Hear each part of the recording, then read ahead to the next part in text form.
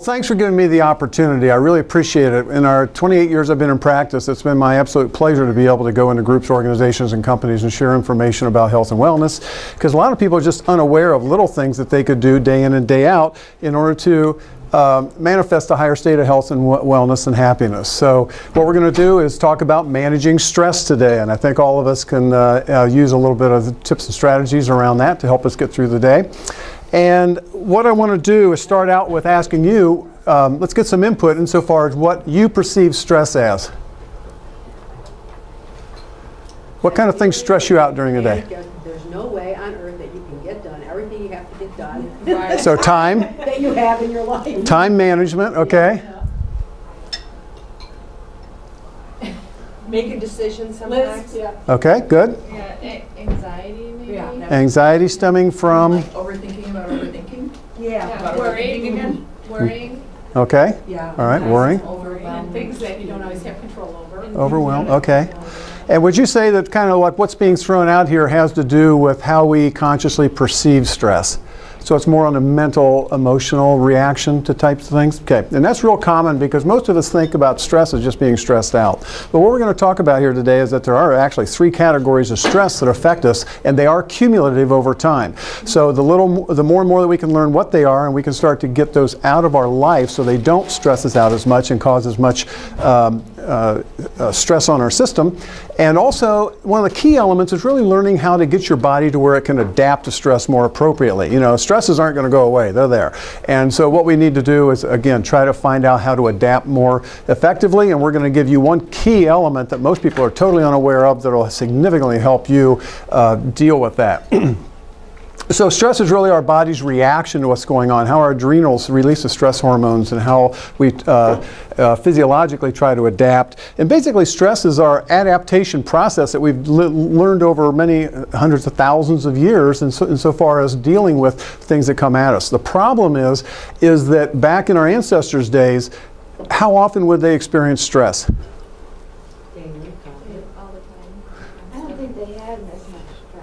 Different stress. It was different stress, and it was much less frequent. Right. No, they would be like walking down the path, and a Bengal tiger would drop out, come out of the woods. So they would have to fire up the stress reaction in order to survive. So it's what's called flight or fight. Okay. So to get to that point to where you can survive. So it's really a survival mechanism. So, but then the stress would go away, and they would walk down the path the next day or two, and then maybe they would have another stress. But basically, the stress release, the adrenals and the hormones that are released with that, would dissipate over a day or so, and then they would have another stress reaction, and then the body would process it out and so forth. How often do we experience stress nowadays? Constantly.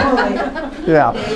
And so that's the key, is that the problem with this is that our ability to adapt, our process of adapting to a stress is designed to happen in a much more less frequent way. And when it comes on as frequently as it does in our life, it can be very detrimental over time. So genetically, we're really not programmed to handle that kind of stress.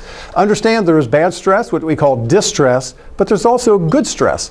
So good stress, for example, like on a physical realm, would be you go exercise. It's a stress on the body, but it's good. Psycho-emotional, you have a challenge in your life, some big project you have to get done. It's real stressful to get through that, but a lot of times we learn in the process and we grow, so it's actually a good stress. So we have to not look at stress as totally bad. Okay? So why is managing stress so important? Because they say that about 80-85% of all chronic diseases carry a stress component with it. So as we can look at how the disease rates and so forth in our country are going up, if we can remove some of those stress components and learn how to deal with them more appropriately, we can mitigate this to some degree and have much less chance of breaking down over time. Physiological reactions to stress. When we do get a stress reaction, we release cortisol and catecholamines, and those are the adrenal hormones that are released to do that fight or flight mechanism. And again, they're very good short term, but in the long term, when they happen all the time, those chemicals staying in the body on a regular basis can be deadly over time. And look at some of the physiological reactions to stress. Oh, and by the way, you will get a packet of notes that goes along with this. I just don't want to give them to you now because people have a tendency to read and not really watch what's going on, pay attention. So you will get a packet at the end of this that'll have all of this on it. But look at all the things that it affects insofar as our heart, Increased protein degradation of muscle and connective tissue. We have, it increases rates of diabetes and complicates that. Short-term memory, our focus, bone loss, which is osteoporosis, which most of us should be concerned with. And also decreased immunity, which we really don't want to have happen, because in our society nowadays, with all the cancer and so forth and all the bacteria, they've used antibiotics so much that we have these bacteria that are just going crazy and replicating, and we can't keep up with it. So they're very strong, resistant types of bacteria. So we want to make sure that our immune systems are functioning at their optimum state to be able to deal with this most effectively. Make sense? So as you can see, a plethora of things that can happen in the body when we have too much stress and we're not dealing with it appropriately. So in our country, we have a huge crisis because of the fact that we are a very stressful society, and it's having devastating effects on our bodies and our health over time. So the reality is Americans are getting sicker. We don't have the healthiest healthcare system in the world. In fact, the World Health Organization ranks the United States 37th in our health performance compared with the other 110 industrialized nations. So we're very low on the scale out there. Not industrialized nations, but they're member nations. And as the people are getting sicker, the healthcare costs are going up in the double digits every year. You see what's going on with insurance right now with the ACA and so forth, is that basically insurance premiums are going up. People are finding that they're doubling and tripling their deductibles. What they're covering is going down. It's really a dead-end street. So we really need to start to take a look at what's happening, because if you wait until you break down, Harvard did a study in the late 90s that says 60% of all personal bankruptcies are due to health crises people couldn't recover from, and 70% of those people had insurance back then when it was fairly good, and it's gotten worse since then. So the odds are not stacked up good for you if you do get sick. So again, we're trying to help people preventatively move in a positive direction, as opposed to waiting until they reactively break down and then trying to fix it, because it can take you out overnight financially. So basically, and then continuing on with that, Medicare has said that if the present trend in healthcare are more and more people getting sick and greater population coming in, that baby boomer crunch coming into the Medicare eligibility, is that they basically are going to be insolvent very soon if it doesn't change. So something has to be done. So what happens if you don't really take care of yourself? And understand, we are responsible for our own health. Somebody else is. The federal government's not responsible for it. Our company's not responsible for it. We make the decisions day in and day out as to whether we create health or whether we lose it over time. So it's the little lifestyle things that we're going to start to talk about will significantly help you, because our healthcare system isn't working. It's really in breakdown. And we need to start to find a whole different way of looking at this, because we keep doing the same thing over and over and over. In the 28 years I've been in practice, all I see is the same model that's in breakdown, and it's not changing. So fortunately, there is a lot of the wellness and holistic approaches are starting to have ingrains into the system, but it's way too slow. And I've heard people like Bruce Lipton, some of the cell biologists, and the other people talk, Greg Braden, saying that this thing is going way too fast, and it takes so long to recover new ideas and get them into the system that we need to find some other way to accelerate that change, because if not, the snowball's going downhill, and it's just not a sustainable type of situation. So we need to start to think out of the box. So that's what we're going to do a little bit about with today here, is that there is no one solution for handling stress, and there are a variety of non-drug types of things that we can approach that are very safe and very effective if you are consistent with them over time. You know, how healthy you're going to be mentally and physically really depends on how well you adapt to stress, and this is really going to be the key issue of what we're going to talk about here today. The adaptation is huge. In order to adapt correctly, you need several things, and that's things like a properly functioning nervous system, nutrition, exercise, plenty of sleep, and a positive mental attitude. So let's start working through these. We first need to start with the main system in the body that regulates and controls everything, and is the key adaptive process in your working towards dealing with stress. And what do you think that system is? The nervous system. And unfortunately, in our healthcare classes, it is just not handled appropriately to the degree it needs to be, because the nervous system directs and controls everything. Okay, so we're going to go through that first, and then we'll get into some of the other elements.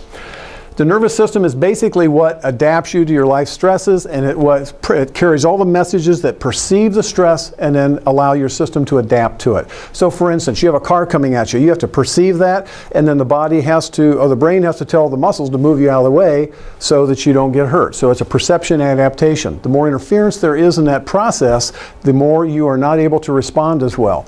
Or whether it's a relationship, whatever. Everything processes and filters through the nervous system. And it's our interface between our inner and outer worlds. And our ability to basically manage that is really the key, again, to the adaptation process. It's what we call our general adaptive potential, our gap. And the greater the gap is, the more you can adapt to things appropriately. The less it is, the less you're able to adapt, and the body goes into those physiological negative responses. Understand that we started out talking about stress, and most of what was thrown out was basically on more of how we perceive, so more of a psycho-emotional type of thing. So this is where people mostly see stress, is what's going on, relationships, work, time management, and so forth, or finances and health issues. But there are also two other categories, and one of them is the physical stress. We have physical stress all the time. It starts in the birth process when they grab a hold of the head, get the shoulders out, and do that Rankin maneuver to get the head out. They can actually misaligned and cause stress in the actual nervous system. There's a German medical doctor named Gutmann who did a study and said about 80% of kids are out of autonomic balance. The autonomic system is what runs all your glands, organs, and all your vital functions. He said about 80% of kids are out of autonomic balance from day one from the birth process. So that's why kids need to get checked very early, get their systems turned back on so they're actually communicating with themselves correctly and can go through growth and repair appropriately. And so you can go through the different physical aspects here. And then we have the chemical stresses, which is huge. They say there's over 80,000 chemicals that we can be subjected to within a several-week time period. And particularly things like what's real common nowadays, your artificial sweeteners, NutraSweet, sucralose, which is Splenda. You know, they did a nice job of advertising Splenda, say it's natural because it's made from a sugar molecule. Problem is that they cleave off a little hydrogen off of it to make it sweeter, and when now they use chlorine with it, and when it goes into the body, it goes into forming chlorocompounds, and chlorocompounds in the body are very detrimental to the system over time. They're now finding with like NutraSweet, which is aspartame, they're finding what's called aspartame poisoning and causing huge health problems. Splenda, they're finding huge rates of depression, and also what they're calling Splenda allergies. High fructose corn syrup is literally in everything that we eat nowadays, the GMOs and so forth. So you can go down the list on this thing. I have a whole lectures that go through these things and explain them. By the way, when we get done, I'm going to pass around this little sheet. If you want to get on our mailing list, I'm finishing up 5 videos that I'm going to put on my website. You can go into the website, you can opt in for them, and they'll be sent to you, and they will go through what are our daily habits that are robbing us of our health and energy. It's about an hour and a half total and 5 different videos, and we're going to go through different categories of these things and go through huge amounts of tips. It's just packed full of information. So little stuff that people just blows their mind when I tell them, my patients, I go, well, how about this? Well, nobody ever told me that. Well, now it's about time somebody did, so you can make some choices. So if you want to opt in for that, let us know, and we'll let you know when they're available, because we'll go through this in much more detail. So we have these 3 categories of stressors that are affecting us: emotional, physical, and chemical. And then we have the body's perception of what's going on, and then its attempt to adapt to it as best as possible. And again, what's the interface between what we're experiencing and how we're adapting to it? It's the gap, which is based on how well your nervous system is carrying those messages and allowing that to happen. Okay, so very good. So when our internal capacity exceeds or meets the external stresses, we have a high adaptive potential. We maintain health and wellness. When we are deficient in that, basically over time, we create sickness and disease. Health and wellness, or sickness and disease, is a very simple concept, how we go one way or the other. It takes work. It's not easy nowadays because there are a lot of physical, chemical, and emotional stresses in our life. But when you start to learn the little things day in and day out and start to make them habits and change your old habits that we grew up with and move into that way, when they become habitual, then we can move in, and it's actually pretty simple to get into that flow and move into that health and wellness state. So back to the nervous system. The nervous system is housed in the spine. So here's where the problem arises. That spine's made up of 24 individual segments, and it gives us a chance of moving and bending and twisting, all these great movements, but at the same time, it can come out of alignment. When it comes out of alignment, it's what's called a subluxation, and it causes stress in the nerve tissue. Neuroscientists have shown when you stress nerve tissue, you interfere with the signals. Start to interfere with the signals, the body's not communicating with itself right, your gap goes downhill, okay? And so when we look at this insofar as the actual, what we're looking at today, again, we start to interfere with our ability to adapt. Now, the simplified diagram, and I've got a copy of this in your notes so you don't have to sit there and try to memorize this thing, but basically, if we look at what happens in here, if the spine is out of alignment, and this is some really amazing neurology that's been coming out lately, what they're finding is that when you're subluxated or misaligned, it's putting stress in the joint tissues, it fires a certain kind of signal up into the brain, and follow the red lines here. They go up, they downregulate your hormone centers, and here we go, stress and anxiety control centers, too, stress relay centers. They downregulate these things. You can't deal with stress as well as you should. And with kids learning and memory and so forth. And the other really important thing with this, remember we talked about the adrenals releasing the stress hormones, catecholamines and cortisol, is that under stress you release those chemicals anyhow, and again, they can be deadly over time. But now when you're subluxated, what happens is it fires back down through the pituitary into the adrenals, and it causes more release of these hormones. So we're just complicating the situation like crazy. So when we get our spine adjusted and things are moving correctly, now you fire a different signal up there, and it actually goes up and upregulates these things, and it stops the firing down into the adrenals. So this is huge, why the new neurology is showing how important it is to have a properly functioning spine. So the nervous system is really the key factor. It's your secret ingredient to handling stress. And unfortunately, a lot of people have just never been told that. So important to really understand that. So secret one is that we want to remove the interference caused by past unhealthy habits. So physical, chemical, emotional stresses, things that we've done in our lives that we just haven't been aware of that cause stress on our body. The emotional, physical, and chemical stresses actually not only are stress to the system, but they actually cause the spine to subluxate and misalign. Okay? And people go, well, how can emotions cause a bone to come out of alignment? But when you get really stressed, where do you feel it?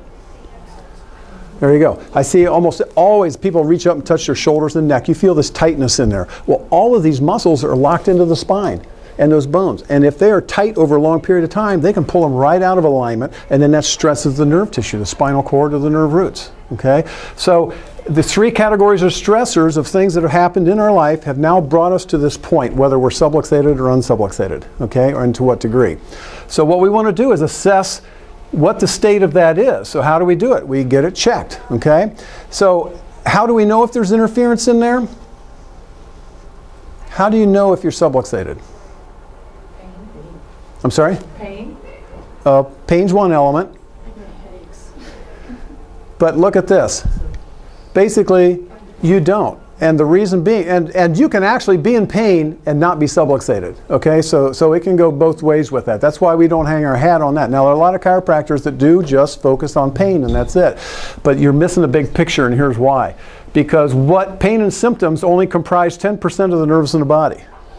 So what you can consciously be aware of through pain or symptoms, and it's nice, but pain's a warning signal. Something's not right. So you need to pay attention to that. So that's a good answer. But the other thing is that we have 90% of the nerves are running the muscles and the organs, glands, and blood vessels. This is the autonomic system I was talking about that Gutman did a study with and said about 80% of kids are out of balance on this side, all your internal functionings. This is why it's so important, again, to get kids checked. But here we have 90% that you don't feel. So if you can't feel it, how do you know if there's a problem? The beauty of this is we now have technology, and I've been working with this for over 20 years. It's obviously progressed over time, but now we can do computer scans that actually look at the parts of the nervous system you don't feel and make a real clear assessment as to whether there's interference in there or not, to the 90% that you don't feel. And so chiropractic allows us to find out where the interferences are and get them out of there and allow your body to adapt more appropriately. Okay? This is interesting. We talked earlier about how the stress causes the body to go through these different physiological reactions, okay, that cause us to become unhealthy. We break down into sickness and disease. When you get sick and disease, don't feel good, what do? I'm sorry? Go to the doctor. go to the medical doctor, okay, or you go to the hospital, okay, and what are their tools? Drugs. Drugs and drugs and drugs, drugs and more drugs. No, drugs and surgery are basically their basic tools. Okay, and so what happens is that as we saw earlier, it can be very expensive for that. And so watch what happens here. We had an HMO. Now typically with a health maintenance organization, you have to go to what's called a gatekeeper. And that gatekeeper historically has been either an MD or a DO. All right? So you go to the MD or DO, the gatekeeper, they either take care of you themselves or they refer you to a specialist, including a chiropractor. The really cool thing about this, they want to do an experiment. So they allowed chiropractors to be gatekeepers also. So the clients could choose whoever they wanted to, MD, DO, or a DC. And what they did, they tracked them over 5 years. And what they found was that the ones that went to the chiropractors had a 62.2% decrease in hospital admissions, a 59% decrease in hospital stays, a 62% decrease in outpatient surgeries and procedures, and an 85% reduction in pharmaceutical costs. Do you think these people were healthier? Do you think they were adapting better to stress? Because they weren't getting the physiological reactions that caused them to get sick and they have to go to the doctor or the hospital. You know, this is huge. When 20 years ago, I was president of the state association, my first practice in New Hampshire. And back in those days, we had no Blue Cross coverage. So what we would do is that our board went up to Blue Cross Blue Shield, and we would sit down with their board, and we'd have these conversations about why they needed to include chiropractic, because it was helping people get healthy. But they just didn't get it because their model is reactive, wait till it breaks down care. And they couldn't get the idea that if they spent a little upfront money and got people healthy, they would save huge amounts in the long run. So it was a big breakdown in the system. So this was 20 years ago, and then this was done fairly recently. And do you think you're still seeing companies going out there and saying, okay, we're just going to carte blanche, give you chiropractic care so you can get healthy? You still don't see it. They just don't get it. The model is not working. And as consumers, we need to start to make choices that are moving us in a different direction and pull them with us, because they're not going to change it themselves. So up to this point, we dealt with what our life stresses have brought us up to this point, and make an assessment as to what kind of damage they've caused and interference to our system. Now we want to look at what's going on in our life right now so we can make better decisions moving forward. Okay? So we want to manage the outside forces. So we want to identify those negative physical, chemical, and emotional stresses in our life that are causing us problems that are going to accrue into the future. Okay? And basically what we need to do is start to look at a lifestyle assessment. So we have 10 different parameters that we look at with this. And what I've done, in your packet, you'll get one of these lifestyle assessments. It's a little thing I came up with years ago. And there are 10 concentric circles from 0 to 10. There are 10 domains of your life that you can assess, and this is pretty basic, but it allows you to pull things up, because we become very transparent to things over time. We stop paying they become so habitual in our lives, even whether they're good or bad, we stop paying attention to what we're doing and whether it's okay or not. So this helps you kind of pull things back up on your screen and do a little assessment.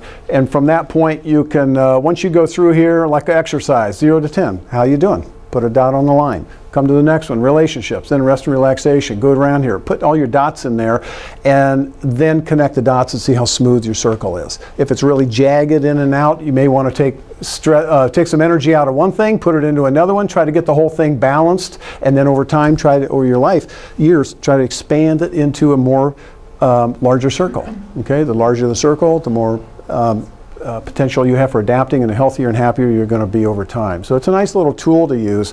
We actually, in the office, we actually do what's called a wellness score, and we look at 16 different parameters that affect your physiology. So we go through and actually do a much more detailed than what this is. It's a really nice little tool, because then we can sit down and take a look at the patterns and help you figure out some plan of action, some strategies and tips as to what to do. When we do those scans I showed you with the computerized scans, we actually get a full report on those scans and see what your actual nervous system and spinal system is actually looking like. So very, very comprehensive.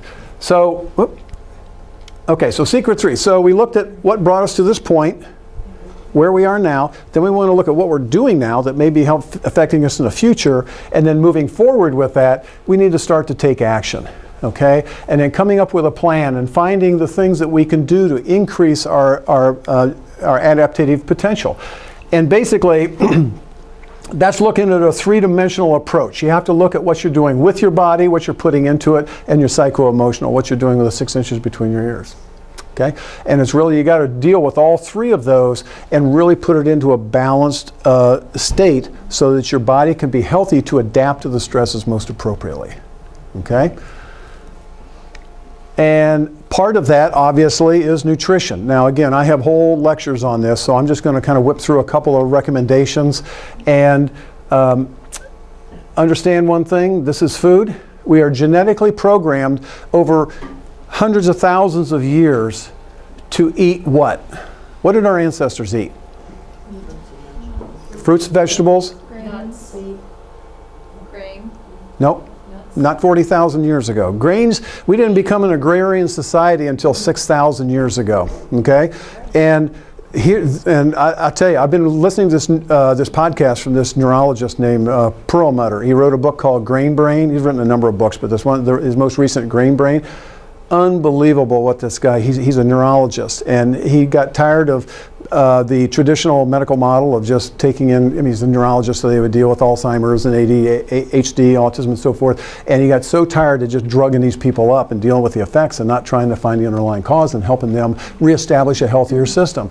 And he talks in there about how grain is literally just destroying our brains and our bodies over time because of the fact, and so here's one of the biggest breakdowns. We have the federal government that's out there saying, you know, you should eat all these grains because of the B vitamins and all these other things, the corn and the wheat and so forth. But so many people have gluten allergies and gluten reactions. Even when you're in the normal range, it's really not good. And it sets up things for Alzheimer's and diabetes and so forth. So let's look at this evolutionary scale. 40, 50, 60,000, maybe 100,000 years ago, our ancestors ate fruits and vegetables. Raw, or not well raw, but it could be cooked, but grass-fed wild game, seeds, nuts, berries. You didn't see grains back there. We didn't become an agrarian society until 6,000 years ago, which sounds like a long time, but it's very short on the evolutionary scale. Our genetics haven't caught up with this, so we're not programmed to process a lot of grains. The goal is like a fistful of grain products a day. How many grain products do most of us typically eat? And I'm certainly guilty of that, not too long ago until I really learned and started making changes. But look at the corn and the wheat products and so forth. And almost all of your wheat products are GMOs now, and Monsanto's made sure of that literally you're getting just poisoned almost every time you eat a grain product. I mean, I hate to say it, but it's the truth. And corn's very allergic, causing a lot of people also. So this is food. This is how we're genetically programmed to eat, okay? And then we look at this. This is not food. If it has a label on it, it's not really true food. It's an industrial product. So think of it that way, okay? We need to start to change this. So some basic guidelines. Obviously, we want to increase fruits and vegetables. The phytonutrients in them are huge with antioxidants to fight off the free radicals. And eliminate sugar and artificial sweeteners as much as you can. This stuff is hugely detrimental to your system. Sugar is nasty, and the artificial sweeteners are basically neurotoxic, according to Russell Blaylock, who's a board-certified neurosurgeon. Reduce carbs and grains for the reason we just talked about. And flavor enhancers, what are called excitotoxins. In your packet, I've got a thing called MSG-like additives, and you're going to see things all over the place like yeast extract, hydrolyzed protein, hydrolyzed soy protein, and so forth. Anything that has glutamate in it, they're all what are called excitotoxins. They put them in there. They call them low fat, low sugar, and so forth. So you buy them because you think you're going to lose weight with them. But what they're doing, they're neurotoxic to the system of these excitotoxins. They put this stuff in there to chemically fool your brain to make you feel like it's tasting better, but they're having huge chemical effects on your system. You take a kid that's ADD or ADHD and autistic kids, and we start adjusting them and get their nervous system cleaned up and get them off the excitotoxins and the sugars and the artificial sweeteners and the preservatives. See huge changes in these kids. In fact, a lot of times you'll get the schools will call up the parents and say, so what drug do you have these kids on? We don't. We just got them healthy. They're functioning the way they should, and they're not chemically abused like a lot of kids are out there. So, I'm sorry? It's an interesting term for this place, chemical abuse. Yeah, absolutely. And so then we have exercise, and exercise is as effective as Prozac and Paxil for depression. and it doesn't have the downside, obviously. It has a lot of other health benefits. And understand one thing about exercise, and I'm kind of whipping through this stuff real quick because we got a late start, so I will try to get a little time at the end. I want to also go through some techniques for you, day in and day out, little things you can do to try to mitigate stress when you're feeling it. So exercise doesn't have to be complicated. People all the time, they go, oh, I don't have time, I don't know what to do, I don't have the money to join a club, blah, blah, blah, blah. All you got to do is move your body. It doesn't have to be complicated. Look at this list of stuff that I came up with. And the ones that are highlighted in yellow are ones that are literally no cost or very low cost. And this all came from a lecture I did with a CHAPS program here in town. I went in with people that are on like Medicaid and have absolutely no money. And we did a 2-part series with them about how to exercise on zero expenditure. Things you got around the house. What can you use as weights and so forth. So it doesn't have to be complicated. 10-minute walk a day will increase your mood for over 2 hours. Get yourself out at lunch and go for a walk. Get together in a group and go for a walk. Just get your body moving. Come in here and you got a DVD player now. Somebody bring in a DVD tape of some routine and just get in here and dance. Put some music on. Have some fun with it. We talked about doing that at one point. Not just like dancing though, don't you? I used to do dancing at lunch. I know. They also show there's a really interesting book out there called The Way We're Working Isn't Working. And they talk about how we should work in short little spurts and then take a total break from it for about 15 to 20 minutes and then come back to it. Work for about an hour and a half, like about 90 minutes, and then totally get away from it. Read a book, listen to some music, go out and go for a walk or something. And they did studies with, when they came up with this concept, they went into the stockbrokers in New York City. And you watch these guys, they're going like 5 in the morning till 12 at night, 100 miles an hour all the time. They never stop. And so they went in and proposed this study to them about how to go through these 90-minute cycles and then 15, 20 minutes off. And these guys laughed at them and said, there's no way we can go down for that amount of time. But they got them finally to try it. And they found that when they did do that, they found over time they were much more productive and did a lot better in their profession. So obviously proper mental attitude, you got to take action. You can't sit back and just, oh, woe is me, and be in the victim model. You got to start to move and make something happen.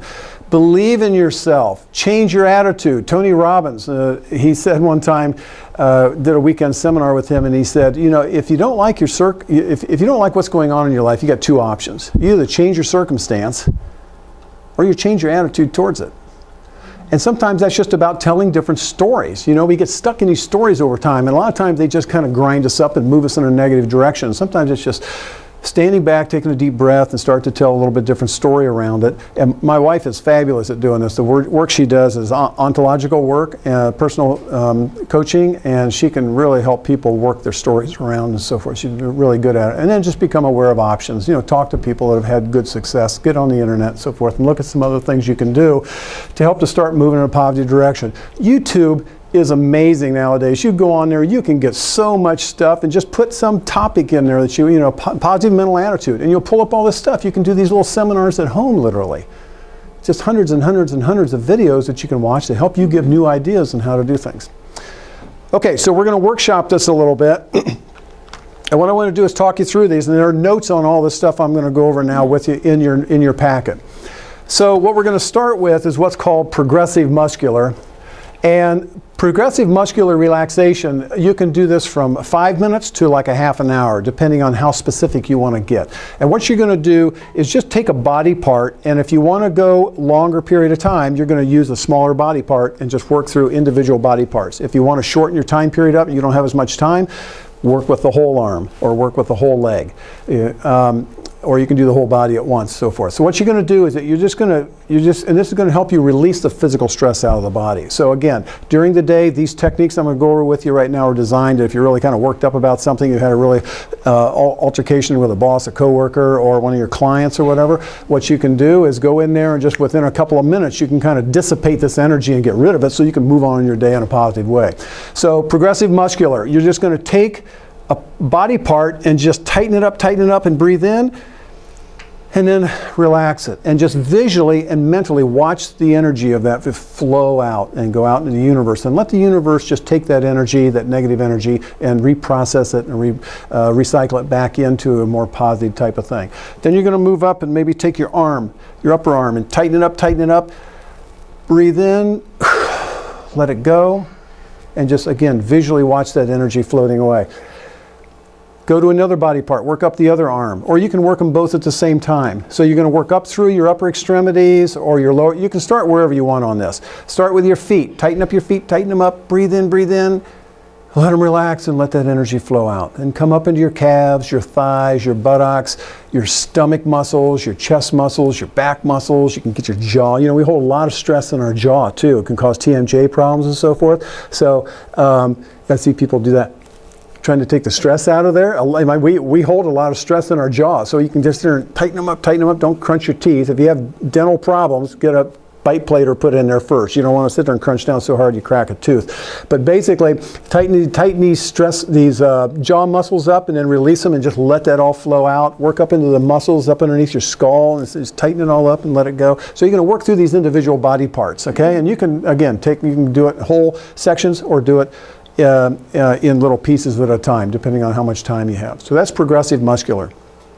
Then we're going to go into taking a little mini mental vacation. And I love this one. And this is something that you can do. I mean, you guys have your own little offices, which is really nice. Some people that are out in cubicles and so forth, a little harder to do when you're out in the open. They can go into the bathroom and get in a stall and do this for 5 minutes. But you can do it in your office. Close the door and get in there. And what you want to do with this little mini mental vacation is you're going to visualize a place that you've been in your life where you've been really relaxed in a very peaceful place. Or you can create your own little Shangri-La by yourself. And that's kind of what I've done. Is, the key to this is that you really want to incorporate as many of your senses as you can. The more you do this, the more you just totally take yourself out of your space in this time and space, and you move into a different place that totally relaxes you. So what you're going to do is find a place that you've been before. And let's say mine that I go to is this place, and it's on a tropical island. I'm sitting up on a hill and I'm looking out over this kind of valley, and I see the ocean in the background, and I can see the sun shining off, and it's like little crystal sparks coming off the ocean. So I'm visualizing the colors of that, and I can almost visualize the texture of it. And as I move up the valley, I see the trees and the palm trees, and I can look at the brown trunk, and I can see the little texture of the actual bark on it. And I come up and then I get a little closer and I can see the plants and the flowers, and I'm visualizing the colors, and I can smell the fragrance from that. I can feel the little brick settle that I'm sitting on. I can feel the pressure of it against my butt when I'm sitting on it, and I can feel the wind against my skin and so forth. So the more you get involved in this, I mean, 4 or 5 minutes, all of a sudden you come out of this and it's like, okay, I'm ready to go. It just allows you just totally take yourself out of your space and let that all go. So the more you can get involved with the visualization of that and your senses, the more that you will find relaxation with it. Rhythm breathing, there are all kinds of yogic rhythm breathing. I'm going to go over 2 of them with you here. And the one is called opposite nostril. And what you're going to do is occlude one nostril. You're going to breathe in that side, hold it for count, however long you want to do, occlude the other nostril, and breathe out the other way. Then breathe in that nostril, occlude this one, breathe out the other way.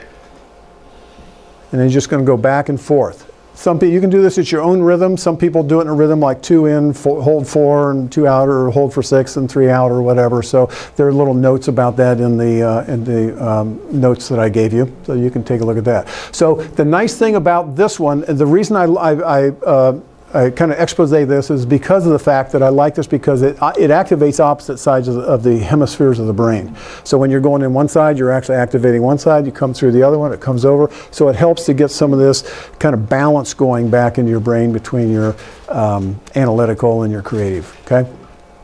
The other one is more of a staccato kind of breathing, a forced breathing that is really good, like mid-morning or mid-afternoon when you start to get kind of a little fuzzy and you need to fire yourself up a little bit. Yeah, what you're going to do is just contract the diaphragm, and if you got a cold, make sure you got some Kleenex around because you don't want to be spewing all over the place. But basically, you're just going to go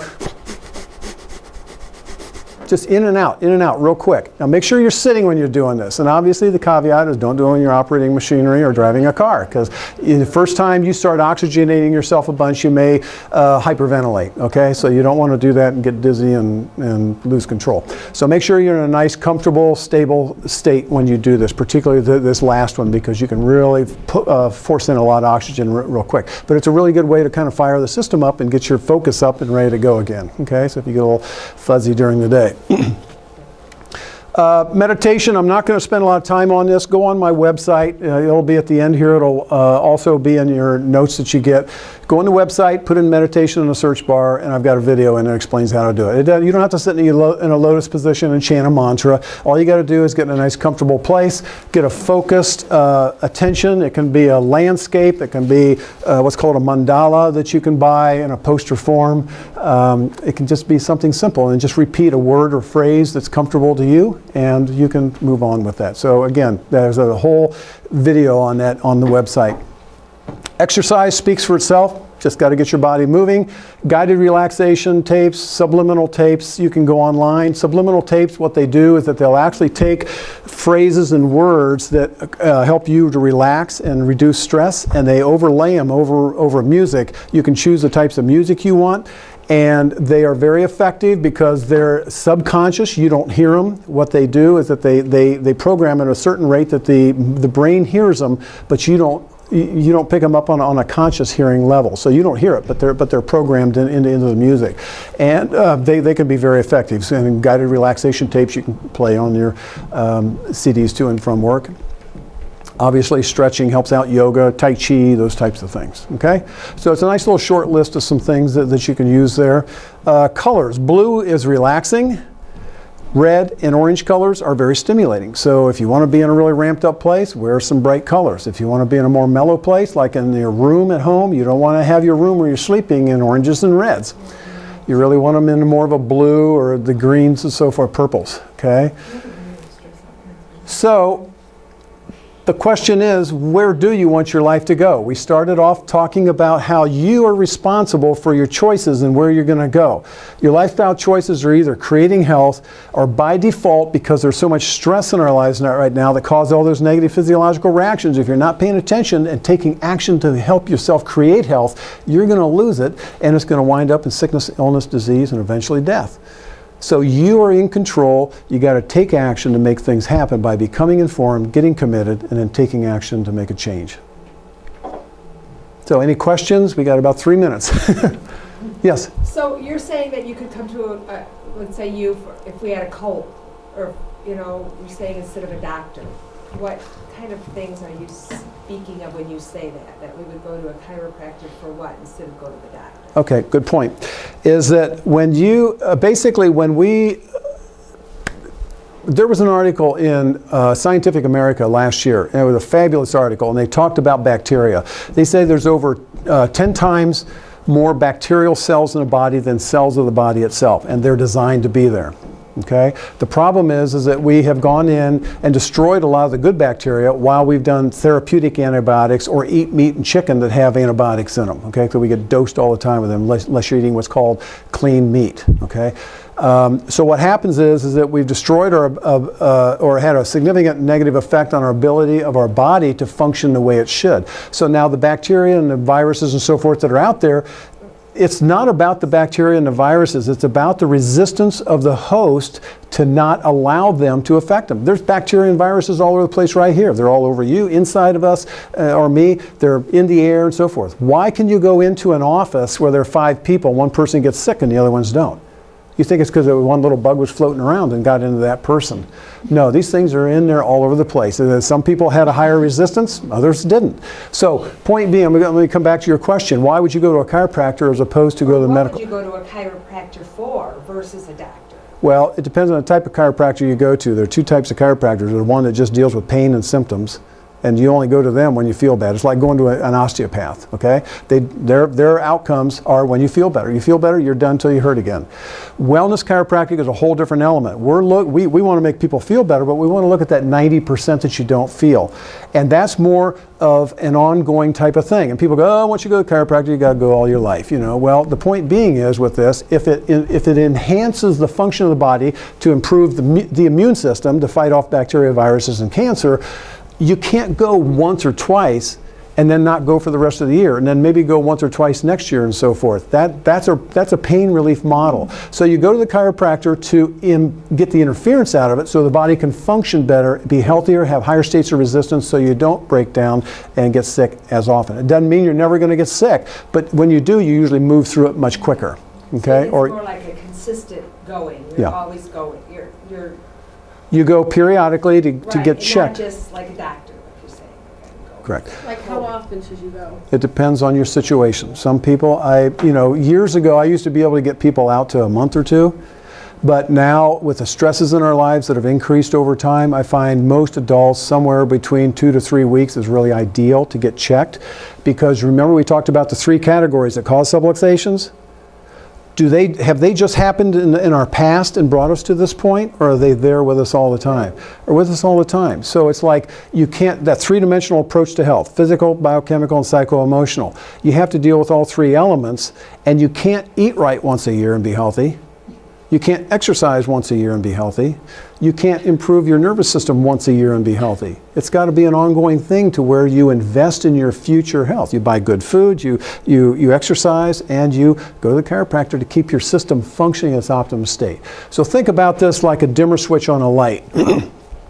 If we take a dimmer switch and we turn it down, all we're doing is interfering with the power that's going to the light. The light gets dimmer, but we haven't changed the power coming to the switch. Same thing in our body. We have this innate intelligence that wants to run the body and keep it healthy and function in its optimum state. Subluxations interfere with that process. So if we can periodically get those subluxations out of there, we keep the body functioning at a higher state on an ongoing basis. Did that make sense?